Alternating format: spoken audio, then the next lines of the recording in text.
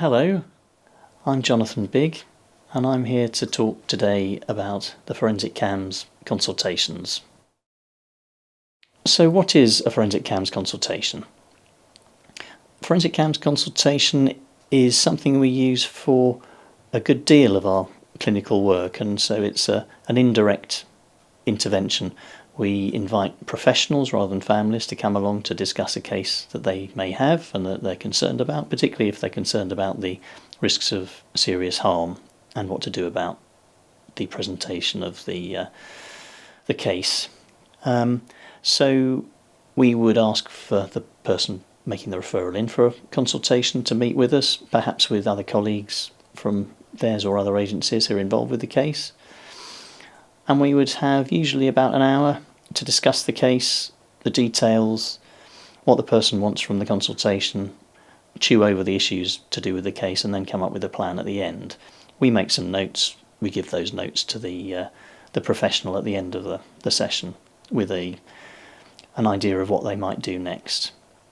This isn't something where Forensic CAMHS expects to take the case on. Forensic CAMHS might agree that there's a job of work for Forensic CAMHS to do, but essentially this is an open and shut thing for the Forensic CAMHS team.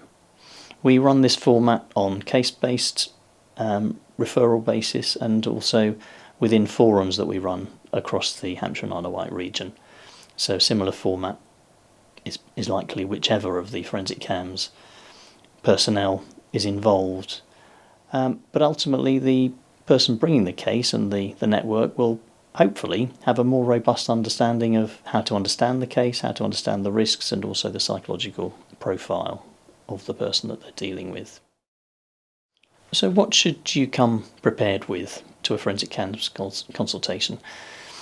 I think it's very important that someone understands the case when they're bringing the case along.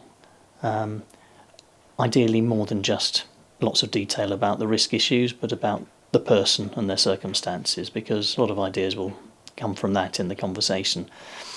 So maybe to have updated oneself on latest things and background details, also to bring along colleagues who may know the case from your organisation or from another one, and being prepared to be open for discussions, consideration of options, possibilities, and then a preparation of an expectation that after the consultation there will be some things for you to go away with, to think about, maybe to do. Sometimes we expect or ask people or offer that they might come back and have a further consultation once more information is known, but I think that's largely the sum of what we expect of you. So finally, what will we expect that you might get from a consultation? At the end of the day, it's about understanding the case better. So how do you understand the case in a fuller way in relation to the person and then also the risks that they seem to be presenting? There's no absolutes about risk, so there are no guarantees going to be coming out of a Forensic CAMHS consultation about whether or not someone is going to do something. Risks can often surprise us. You think you've got an idea on what the risks are going to be, and then something happens that no one had expected at all. But of course other times risks are just grumbling on and on. So we're not going to be able to assure people whether or not someone's going to commit an offence.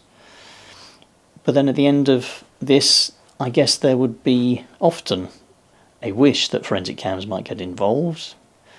Sometimes there are suggestions of services getting involved. Very occasionally I think we've written a letter in support of professionals asking for other services to get involved on the strength of the Forensic CAMHS consultation. But of course sometimes Forensic CAMHS does also offer to be involved, and so an outcome might be that there's an agreement that Forensic CAMHS would join, either for further consultations, professional involvement around things like running a violence risk assessment in a standardised format that we talk about elsewhere, the SAVRI. And then also there are occasions when we do join for face-to-face assessment and sometimes even ongoing therapeutic involvement. So in summary, hopefully you've gained an idea of what a forensic consultation is about and what you can expect, what's expected of you, and that this is something we do quite a lot in a variety of different circumstances. If you've got more questions or want to find out more, please go to the Hampshire CAMHS website. There's a Forensic CAMHS section on that, and there'll be more information available for you.